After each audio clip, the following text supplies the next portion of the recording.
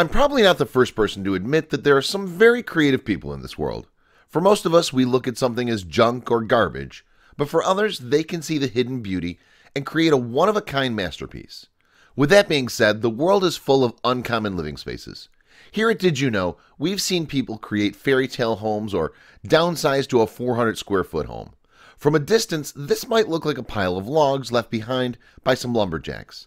No matter how you look at it, it definitely just looks like a pile of firewood. But it's not at all. There's something incredible hidden in this pile of wood, and it's awesome. Looks just like a normal pile of firewood, right? Upon approaching closer, you can make out that it's actually a small cottage. The windows fully open up. When you step inside, it's a small cottage that's set up to give you a location to play some music. A music composer's dream getaway, in fact. Although small, this pile of firewood has an incredible purpose. It looks beautiful with the windows open. This camouflaged pile of wood house was designed by Piet Hein Eek.